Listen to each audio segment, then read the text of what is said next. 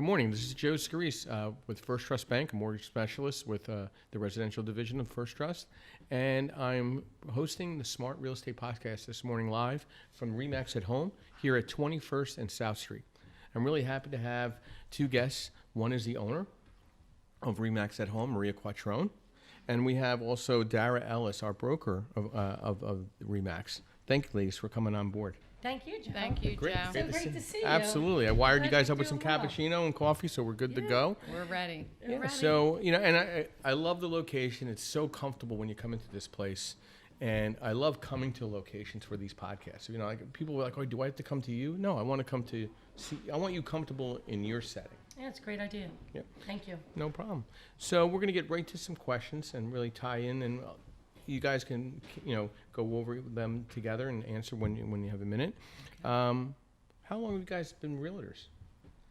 So I've been in the real estate industry for the last 15 years. Okay. And started RE/MAX at Home 6 years ago, actually January. Mm-hmm. 2nd will be our 6-year anniversary. Dara joined our company a few years ago, but she's been, she can tell you. I've been in the business about 30 years. I know I look much younger than I am. Yep. And You come with the blue book. That's how far back. Exactly. Yeah, back in the day when we actually had to use maps to get Correct. where we were going. And I joined Maria's company 3 years ago, and we've been working on things together ever since. So, ladies, what made you choose the real estate field? I mean, you could have picked anything. You're marketing experts in what you do. You're confident. You're empowered. But why choose real estate?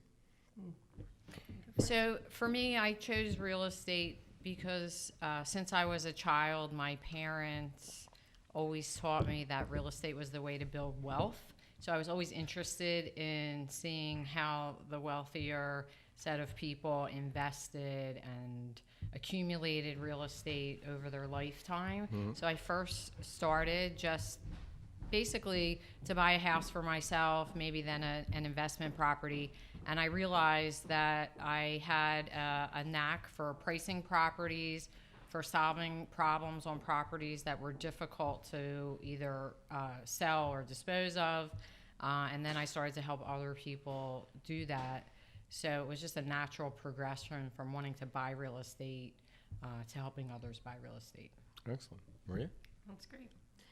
My story is a little bit different than that. I actually didn't know I wanted to be in the real estate business. My background prior to my 15 years is 11 years in the advertising sales world. So I sold radio advertising for a group of radio stations, and we did marketing campaigns and branding campaigns for clients anywhere from car dealers to universities to supermarkets. And then one day a friend of mine said, you'd really be great in real estate. And I said, really? Why? He said, you have an amazing ability with people, mm-hmm. and I think that it would be something, exciting for you to do. And so I decided to meet with his business partner at the time, who was investing in real estate and also a real estate agent. Mm-hmm. And I spoke with him, asked a ton of questions, and a month later I decided I was going to get my real estate license, and that's how I got into the business. Wow. And you briefly worked at First Trust Bank, I found out. I did. I'll have to let the Greens know that you're doing very well yes. since then. Oh, I was 14 years old, so it was my first job, and I would go there after school. Mm-hmm. I forget how many days a week, but it was pretty much, I think, on Monday to Friday. And I'd count checks. Do you remember when you used to send your checks back in the mail? Yep. I counted them to make sure we had the right amount of checks. Yeah, people don't even know what cancel checks mean anymore. Right. That's okay. For the envelope. Yep. And then we would match, okay, is 26 count? Do I have 26 checks here? Make sure. They would come in bins. And believe it or not, this is when you could smoke. So people, it was a big table with all these bins, and everyone's in there smoking cigarettes. The good old days. Counting checks. Now you like can't this. even be in the same You're premises. Counting checks and you're smoking a cigarette. That's crazy.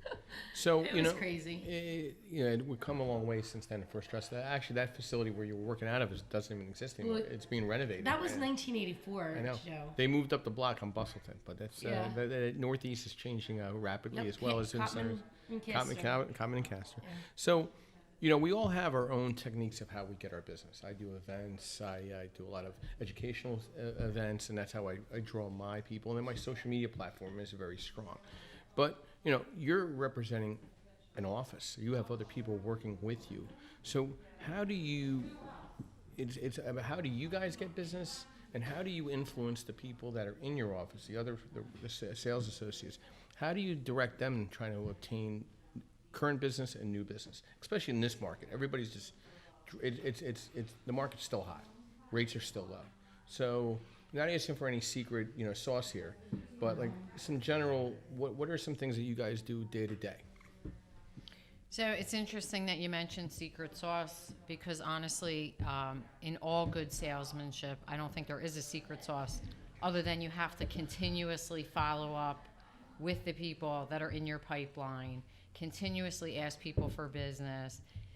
So any new agents coming on board, the one thing that often they're afraid of is to say to people, do you know anyone that wants to sell? Do you have anybody that's looking to buy? Is there other real estate that you might consider renting? Whatever the question might be, asking that question continuously over and over again is what had started me in the business, and it continues to be the number one way to get business from my sphere. Mm-hmm. I then work with Maria, of course. So as a business, we have, different ways of advertising through search engines and email blasts and other things. So I'll let her talk more about that. But I think for me, the number one advice to anyone is to be consistent. Constantly call people, constantly follow up with people. I agree with you completely. Consistency and continuity. Yeah, I think that one of the things that's super important in any sales organization, especially real estate, is what you do every single day counts, right? Mm-hmm. So if you want to reach your monthly or your weekly goals, it's on the daily. If you do your daily commitments, I'm going to reach out to this many people a day. I'm going to have this many appointments a day. I'm going to show this many homes. Having your goals on the daily and committing to that, we call it a micro commitment. Mm-hmm. It's on the daily. But in regards to marketing, some of the things that we do I'm pretty well networked throughout the city, so mm-hmm. I get business from that. I have a lot of signs. We have we have over 100 listings right now, so we do a lot of signs on the street. We just met a new client yesterday. He called from a sign out in Strawberry Mansion. Not a good street. Tough block. A tough block, right? But he also had another property they're building over in Washington Square West, new construction. So my team is so amazing and they're so good that they were able to speak with him about that and then transfer it right into a new opportunity for a new construction listing. So it's being able to connect the dots and not think that we're living or working in a silo, that everything's connects, right? Yeah. If you think about it, especially in Philadelphia, we're probably, I would say usually they say, the 6 degrees of separation? Mm-hmm. I think we're 1 degree. I say that all the time. I think Philadelphia is one of the only cities, capital markets, that you're truly one person away, and you will have your shot at the belt, meeting that one person, that you're one person away in Philadelphia. Compared to any other city I've ever lived in, I feel this is the city that you're really truly only one person away that you get to meet them. Yeah. I just see that as the opportunity here, and I don't think it holds bars whether man, women. I think if you're aggressive and consistent in your work, I agree with you 100%. You will meet the people you need to meet. And actually, I did some homework this past week to find out you guys are now the considered off-market real estate agency to find some off-market deals too. Well, we do work with several investors. Yep. And on the commercial side and land, we do have opportunities that are off market, and they're being marketed that way because that's how the sellers had asked us to represent them in that fashion. A lot of investors feel like if it's off market, as a seller, that they'll have a better opportunity for selling it because mm-hmm. they won't feel like it's passed over. Yep. If it's just sitting on the MLS. So from our new construction, our commercial listings, and land. We do work in that capacity. We also do, depending on the product, you take it to, complete open market. So it really depends on the client and what the product is. And price. And price. Price. I mean, everything's important. And where, who is, okay, so for example, it could be if it's a retail buyer who's buying a home in Queen Breeze, that goes to market 100%, throwing everything against it to make sure that we have the largest reach for potential buyers, so our sellers are able to net the most money, because that's what our job is to make sure that our sellers net the most money, whichever way that has to happen. So this leads to a really good question, because I know you've taken a lot of training classes and workshops, whether from previous positions in real estate, self-empowerment or self-development. Can you tell me about some of the training that you both have taken, current or past, that is impacting your work environment now? So I haven't taken an actual seminar for a long time. I do read a lot of books that are out there. Maria also provides training on a weekly basis in the office here. Sometimes it's very specific subject matter, how to overcome a client's specific need. But I took a class a long time ago called the Sweat Hogs. And I was in my 20s. And I knew nothing about real estate at the time. And my broker said that if I took this class, I had to pay for it. It was $550. And when I was 21, that was a lot of money. that's a lot of money back then. So I scraped up the money and I paid for the class. And I did everything that they told me to do in the Sweat Hogs because I really wanted to succeed. And at the end of it, what they wanted us to do was to to get a picture of a car that you might want to buy or some type of goal, maybe a trip that you wanted. So I carried around an 8.5 by 11 picture of a Volvo. I thought having a Volvo would be a great car as a real estate agent. Safe, 4-door, the whole thing. And I had to carry this around, so people would ask me, why do you have a Volvo hanging from your keychain? And I would say, that's my goal. I need to sell X amount of real estate to get it. Anyway, to make a long story short, I took the class. I believed everything they said. I did everything that they said. And about 3 months later, I was driving that Volvo. So I do believe in the power of education. I do believe in the power of having other enthusiastic people around you to boost you up. I might get a little tidbit of knowledge every single day from Maria that I didn't even think of. How to handle someone, how to solve a problem, how to make a phone call a little bit easier. So I'm constantly learning. It's really important. Right? Can never learn enough. Joe, Well, you've taken self-development classes. I know that. A lot. I mean, I'm a landmark guy, so I took a lot of landmark. Yeah. And so that's one thing that I don't. Real estate, you do it all day. Has there any been one workshop that you think of that it wasn't non-real estate related, but you took it and you got something? So prior to real estate, as I mentioned, I was in a sales organization selling radio advertising. And at that time, we did Sandler training. Sandler, absolutely. Okay. Very good guys. Discovering what the people's, what their buttons are, meaning what their pain is, right? Yep.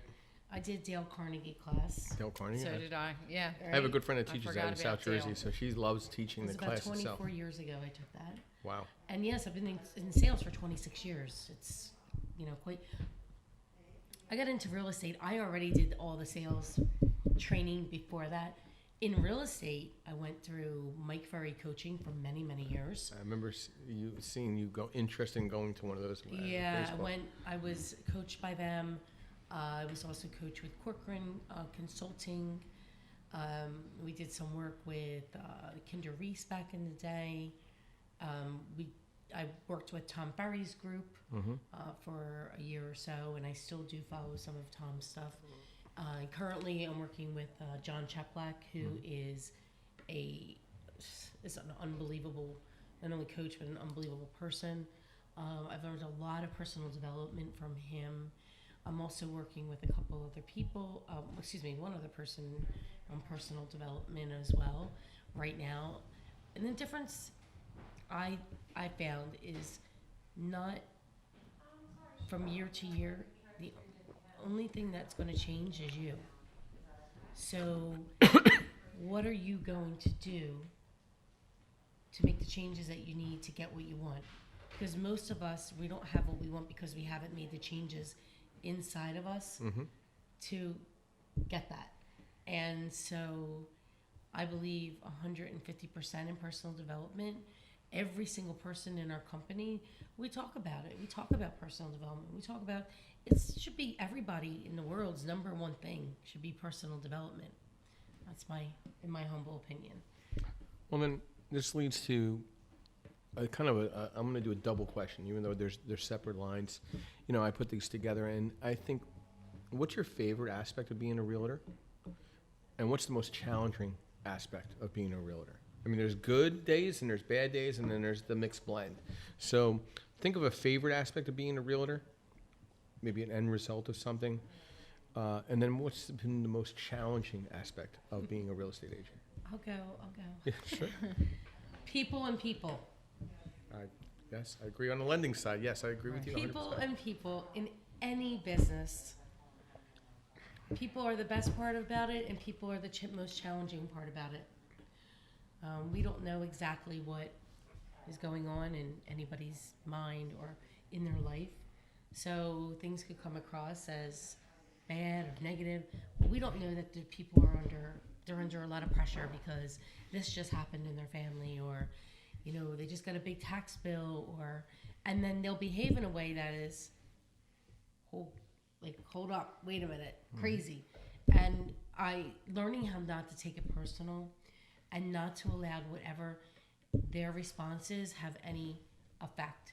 So kind of like, you know, this is putting it, I don't know, like the queen doesn't worry about the commoners, meaning like don't allow people's negative energy to Consume yours. consume mine. Yeah, like it takes away from all the good.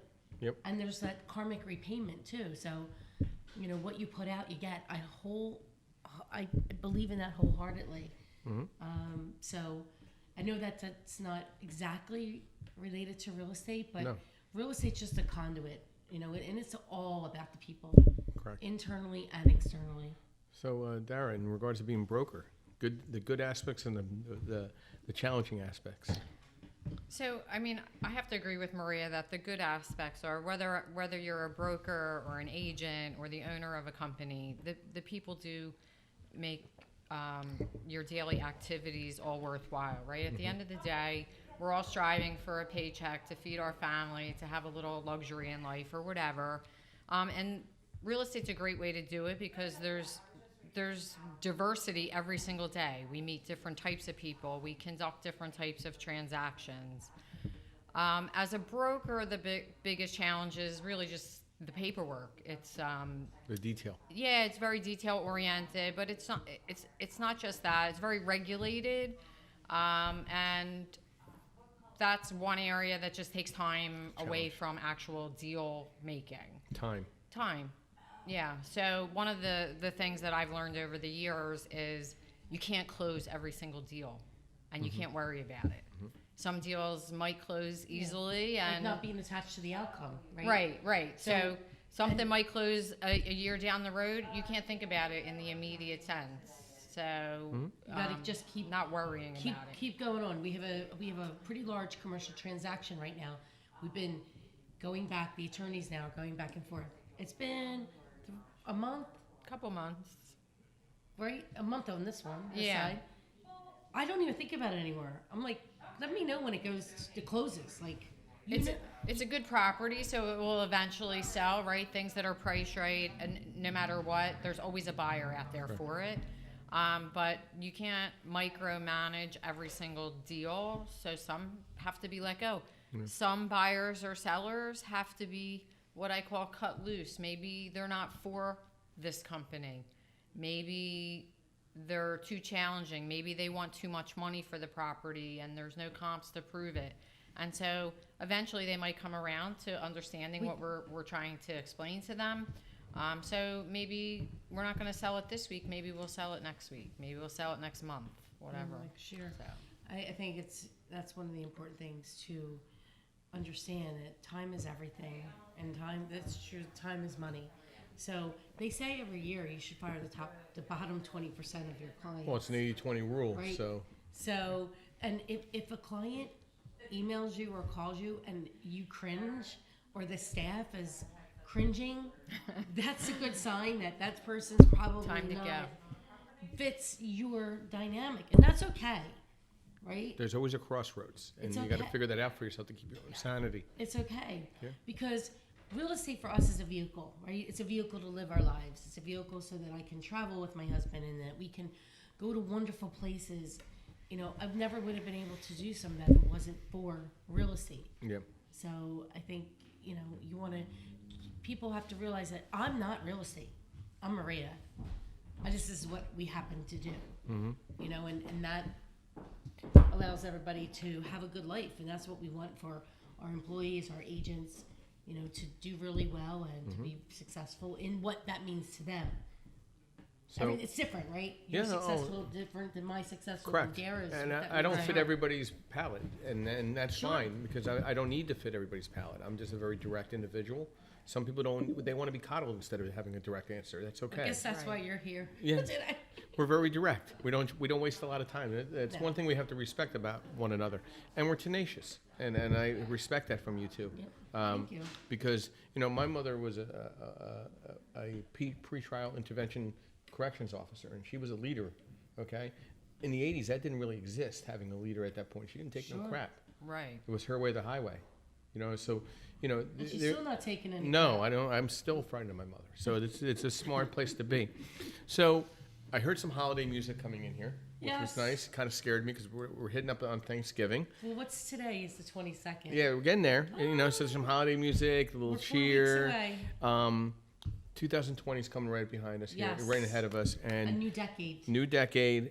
What are some social media strategies that you guys have been talking about that you're going to implement, not just for yourself, but maybe for your associates at the office? Is there some that you're talked about right now and say, listen, we're going to do this in 2020?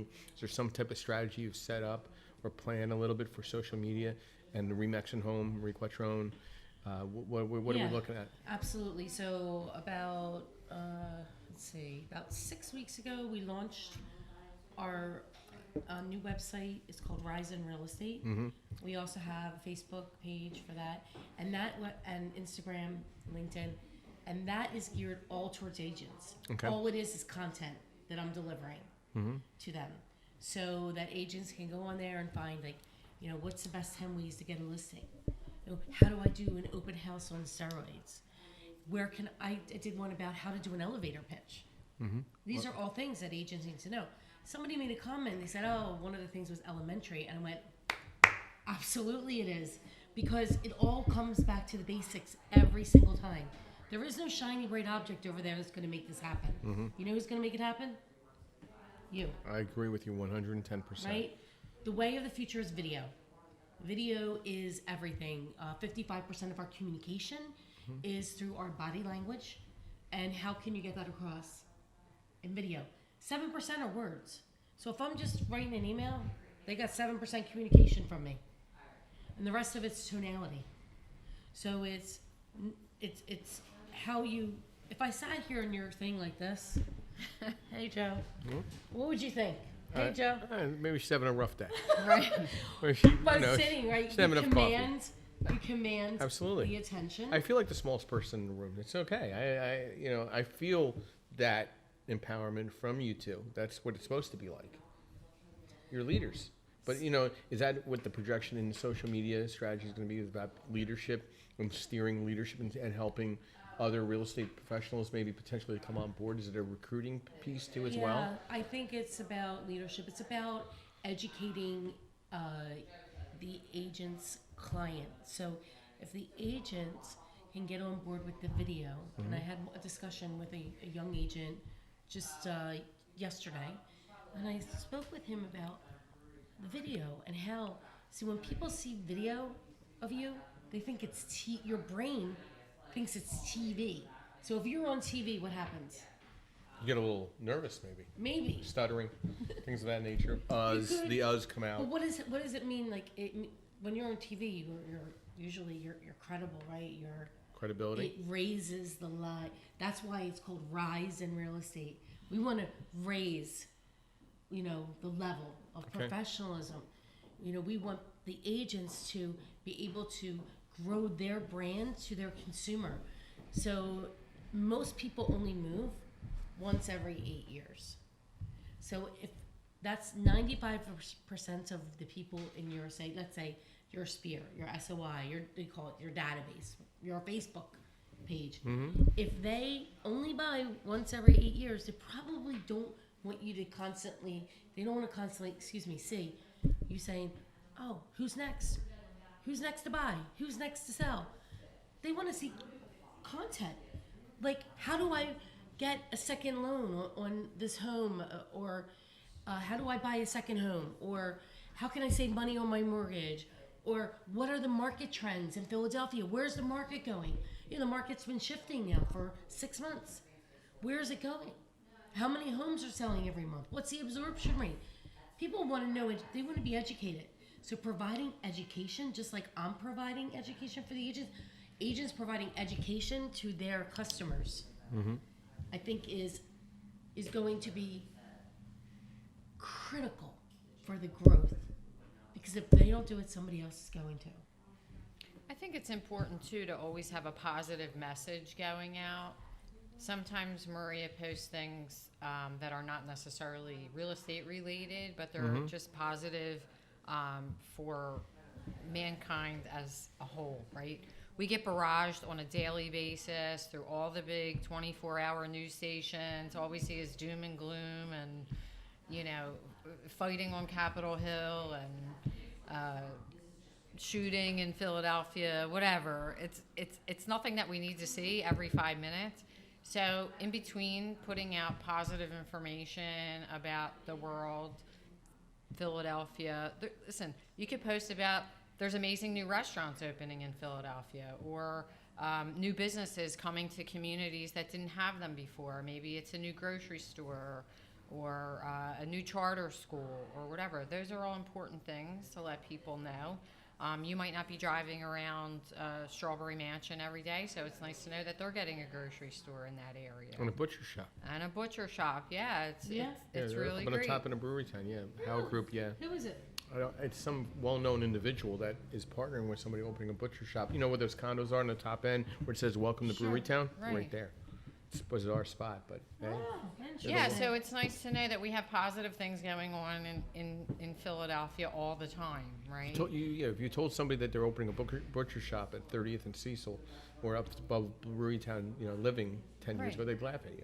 Right. Now, So who's now laughing? maybe other business owners that know Maria or know you from your podcast, or that we all network with, if we put that on our site, we actually have nothing to do with it coming there, but it's something that we're doing to support. Share. It's to support the Support community, other businesses. Absolutely. to support other businesses. So, what would you tell a person, I'll say a young person, or it doesn't really, to me, real estate doesn't really discriminate. I mean, it could be at any age you come into the real estate industry for whatever circumstances, change of careers, etc. What would you tell somebody considering a real estate profession? As a real estate salesperson, what would you come from two different perspectives. You go about a decade back, you go about 30 years back. What would you tell somebody considering, hey, I'm thinking about going to get my real estate license? So what I would tell them is that it's a sales job. I meet with a lot of people and I say, why do you want to be in real estate? I like houses. I'm like, well, this is not I like houses job. Mm-hmm. This is a sales job. And that's talking to people and asking the right questions and asking the most important questions. People find it very difficult to ask the hard questions. But the hard questions are how you get the problem that they need solved.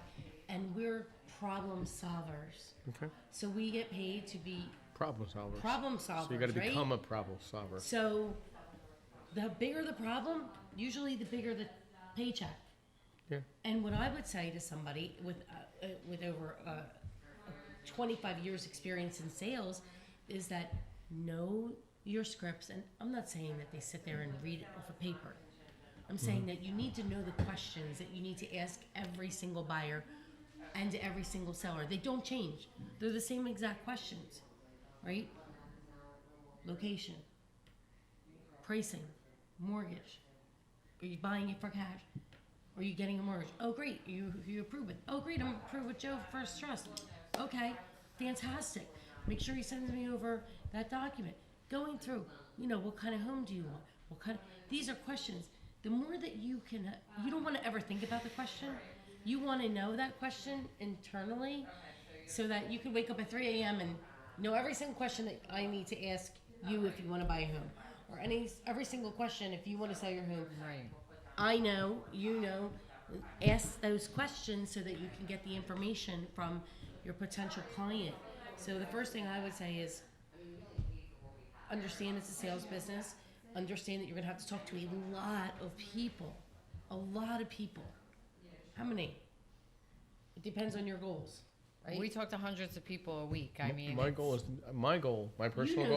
I want to meet 100 people a week. If I'm not meeting directly 100 people a week, I did not do a good job at my business. So I need to touch personally, in person, 100 people. Well, I would say you're very good at your business, Joe, because Every once in a while I shine. I've been to a lot of networking. You're always there. Business functions, social functions, real estate functions, banking functions, you name it. Joe is there. Well, as I'm aging, thank you. I'm trying to work a little smarter than harder. So I think we're all trying to do yeah, that. it still comes out to be harder by the end of the week, Right. and I appreciate that very much. Your network is your net worth, and Yeah. I mean, over 30 years, you've accumulated probably a network influence, a circle of influence, and that's probably helped you to where today you're getting Right. phone calls from people that you met 10 years ago.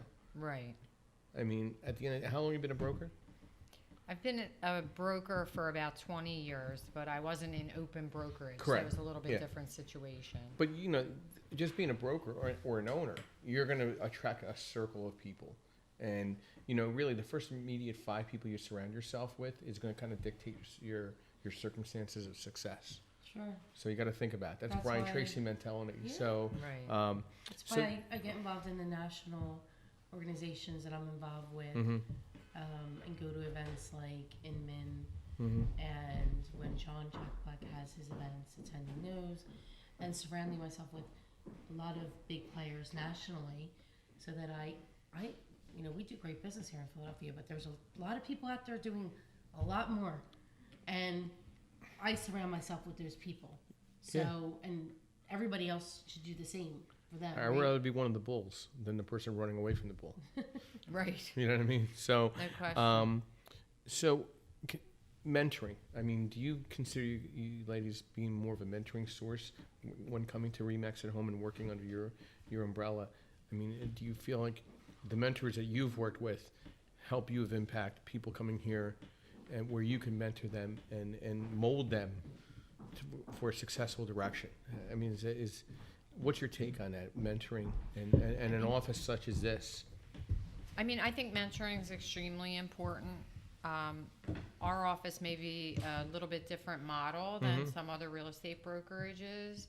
So we're a small amount of people that do a large amount of deals. So we work together. I spend more time with Maria than I do with my own family.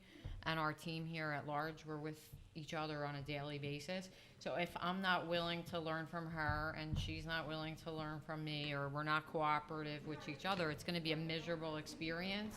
So any new person coming into the mix, yes, I would consider that I would be mentoring them. Maybe I could teach them something about commercial real estate that they don't know, or maybe I can help them with cold calling people, because I started back in the day when you actually did cold call from a phone book.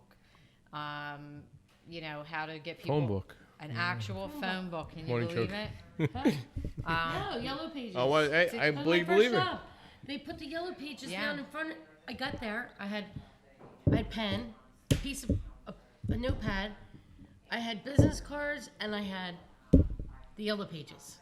So I stared at it, and then the phone, and I stared at that. And they say call people. we can teach each other that staring at the phone doesn't Doesn't help work. make business, right? Running into the bathroom and crying, that doesn't work either. It only for Yeah. So it I only think lasts for Oh yeah. A couple weeks you could do that, and then you got to figure it out. Yeah. So I hated the phone. my very first real estate broker was, and I'm going to use the terminology that I don't consider a very nice word, but it's used in the public domain. People would have said that she was a bitch. Well, there's profanity allowed out in the podcast, Okay. so you could let loose So if you want. I don't really think it's profane. I just don't think it's a nice way to categorize women. But we all understand what we say when we mean that. She was a very aggressive person. She was what we would call a closer, 100% closer. And from the time I hung my license in her office, she mentored me in this way. She said, go into commercial, go into commercial, go into commercial.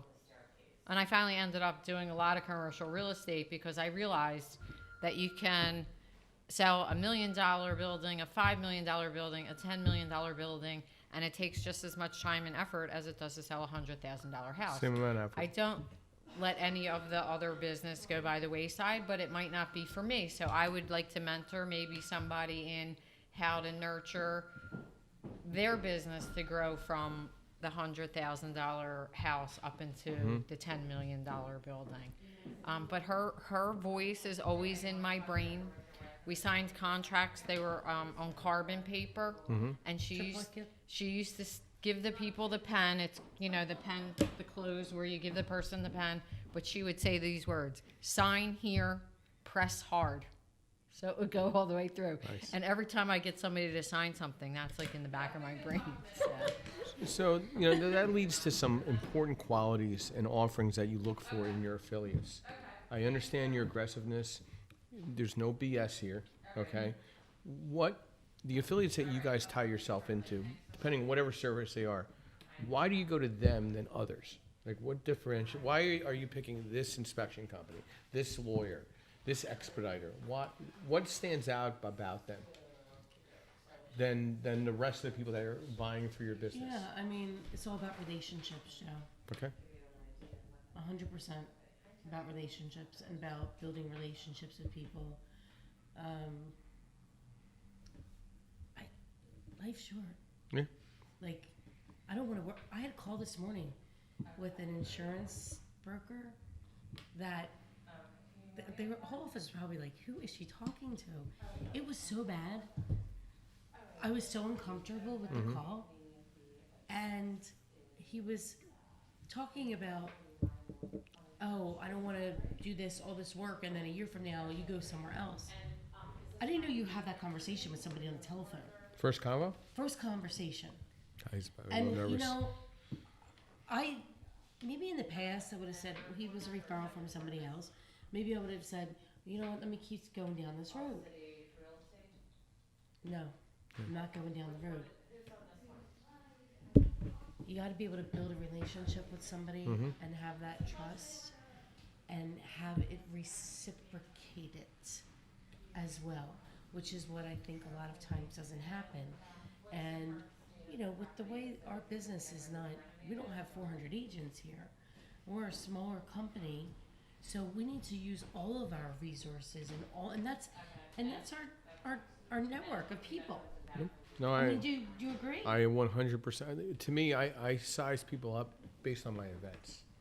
So if they want my leads or my business, my inbound traffic, and I don't see at one of my events, then you really don't fully support me and support us in our success, our successes. Sure. So that's how I size up people. Because I test them. I say, listen, come to one of my events. I'd love to see it.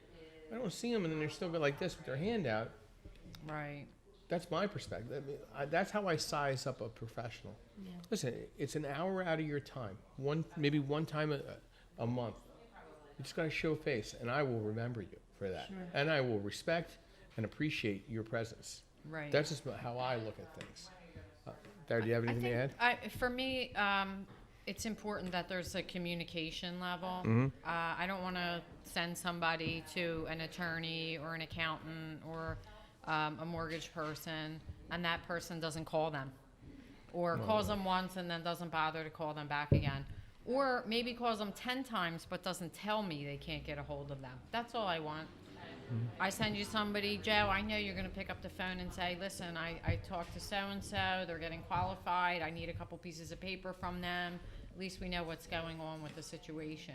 You know, that's all we really need. So we're going to try a lighter side. Give me a funny story that's happened to you guys that you could share. Maybe recently or over the past year. I'm sure there's something you all start laughing. Okay. Whether it's Yeah. a phone call, whether it's a closing, something had to be funny.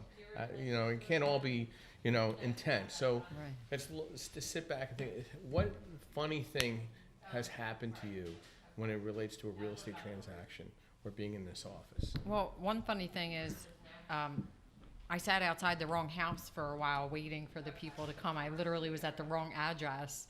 I had a number transposed in my mind. I had the right on a piece of paper, and I was actually getting agitated.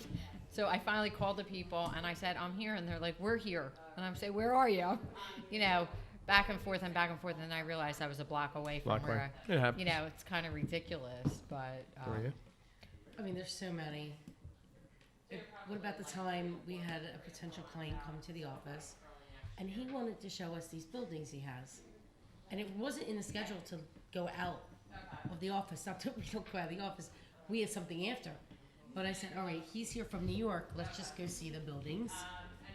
So we go to see the first building. We're like, oh, this is really nice.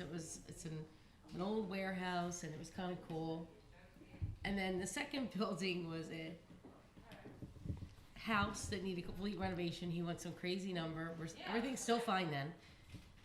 And then we go to the last building. Now it's dark out because it was December.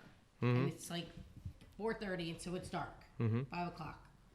And Dara and I were both in the building. And I was... needless to say, we both got scared. we thought we were going to be killed. It was like an abandoned building It was in the dark. no electric. Really Old strange. City. Yeah, so we both sort of felt that creepy feeling at the same time.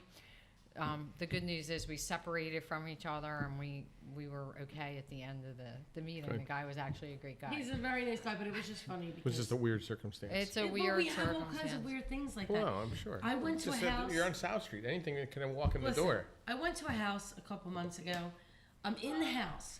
I'm looking around, and there's workers in there. They're cleaning up. It's a new construction. I'm looking around. I'm like, where are they? I'm like, they said they were here. And I'm on the phone. I'm like, I'm in the house. Where are you? They're like, we're in the house. I'm like, I'm in the house. Are you on the roof? They're like, no, we're in the basement. I go down. They're not in the basement. I walk outside. I was in the wrong house. I know. It happens. It happens. Yeah. I was in the wrong new construction house. Yeah, there's so much construction going on. You can walk into the wrong house So at I any was time. on the, Joe, I'm on the phone. Yep. I'm on the looking. I see the new construction. I just walk into it. Here, it's the house next door. It's not even done. I had to crawl into the basement to get in the house. Gotta do it. I'd like to see crawling into I the have egress. crawled into the I window. wanted to be there. I've done that. I've went up ladders. I'm not Oh, doing we- it. we I'm climb no up- more ladders for me. But We climb up pallets even. You know, we're in the mud. I was Oh, yeah. I was on a So- scaffolding once, Yeah. 3 stories up. I used to do some crazy That's- stuff that's myself. nuts. Now I'm kind of. Never I done get a little. that. I'm a little more conservative now because I'm you know. very- Right. Because I'm a little like, but with the one hand, a little off balance. I'm like, I'm not gonna. You know what? I'm not gonna go with that ladder. Right. It's all right. So, in closing, what would you let a investor, a home buyer, or seller know one thing, a consistent theme? What would be one thing that you would, when you sit down with anybody that's interested in working with you? What's that one common theme that you both have? You know, it could be 2 different themes, but one thing that comes to mind when you're talking to somebody that wants to be involved with some form of real estate, buying, selling, or investing. So if it's somebody that would be brand new to investing, Mm-hmm. I mean, I think the common theme is, for me, that what I would tell somebody that's brand new to the investment world is that you make your money when you buy. You took mine. Bingo. Sorry. Buy right. I love it. Buy Buy I mean, that's really you And- make money when you buy. Yeah, I mean, and not When to you buy. jump the gun, not to jump the gun. Everybody's excited about buying their first duplex or their first investment property, or maybe it's their first ground up build or whatever it is. But you know, the person that just jumps the gun maybe overpays or buys in an area that they're not familiar with. And the other one is, it's an old saying, but there's diamonds in your backyard. So I always say, start out in the marketplace that you know really, really well. Know that neighborhood, especially If you in know a Philadelphia. certain neighborhood or Yep. a certain type of business, like if retail's your thing and you want to specialize in that, or if warehouses are your thing and you Yep. want to specialize in that, I think it's good to have a specialty and not spread yourself too thin. Maria? Yeah, I mean, buy right. Yep. That's the number one thing. Whatever you're buying, and be patient. Yeah, Be patient. patience is Do your definitely- homework. You don't got to buy the first thing. You don't have to buy the first thing off the gate. You You don't have to buy the 10th thing either. Exactly. Right? That's how, I see a lot of people go to like foreclosure auctions and things like that. And I see that they're overpaying or they're paying retail. They're not really getting a bargain. And it's because it's almost like gambling. They get a rush over buying it. But the rush should be over buying it at the right price. Or knowing how much that if you fix it up a little bit that you can resell it for. And they often don't even know that. This is. Oh, one more thing Yeah, I want sure. to say Go ahead. is that we treat our clients like our partners. Mm-hmm. So there's no problem that's too big or too small that we can't assist with, and knowing that we have fiduciary responsibility to them. So, and I always tell people, look, I go on a listing appointment and I'll say, I'm not here to take your listing. Do you hear what I said? Yeah. I want people to be it's removing all sales skepticism. You want to hire me to market and get your property sold because I provide results. Period. But if we're not on the same page, I just tell somebody the other day their property's $200,000 overpriced. And I said it's okay if you don't want to hear this, but my position is good, bad, or indifferent. I'm going to tell you. You're giving them straight I'm news. giving you the info because if I don't, I could cause you financial distress, Correct. right? And so when we see these properties that are up and they're priced crazy, and they'll say, well, she actually told me, she interviewed 3 agents. They told her higher, they told her this price that she's at, and one a tad bit lower, like 10,000 lower. I said, she's like, how could 3 people? I said, well, this is a reality. Here's the numbers. But transparency is everything. They might end up coming back after meeting a couple of people that have been Well, guess fluffing what? them. We're getting Well, listened. let's say you see my belief in my lending world. News is good or bad. It's just news to me. I'm going to give you the news. And pick up the phone. I return all phone calls and return all emails. I mean, I have a Brian Tracy technique. My email Outlook is empty at the end of the day. Anything I need to address is on my notebook, ready to get done the next morning. I'm going on a 7-day vacation every day, so I can handle whatever I'm doing right there and then. So I really That's very appreciate. good. Oh yeah, 0 inbox. 0 inbox. My wife now 23,000 emails in her inbox. I would lose my mind. We don't want to tell you how many. No, I don't want to there know are. because I get really whacked out when You might. It'll Empty. It'll make you grow Zero. hair, I like Joe. mine 0 empty, too. in the inbox. You'd be absolutely amazed. I like mine empty also. Yeah. But I really appreciate your time, ladies. I really got a really good insight about how your business ticks, and I think a lot of people should really listen to this information because Philadelphia is extremely competitive. You have brought a different spin of competition, which I appreciate you guys taking the time to come on Smart Real Estate Podcast, and you'll be able to find this at Smart Real Estate Podcast on iTunes, YouTube, Facebook, and I really look forward to launching this. We're actually launching the entire podcast December 2nd. And I really look forward to you guys being. Yeah, I'm really looking forward to have you ladies on the first initial podcast. So thank you for tuning in. Congratulations. Thank you very much. And Thank again, you, this Joe. is Joe Scarice. Thank you. Thank you with First Trust Bank, Mortgage Lending Specialist with Smart Real Estate Podcast. And we'll see you again soon. Thank you.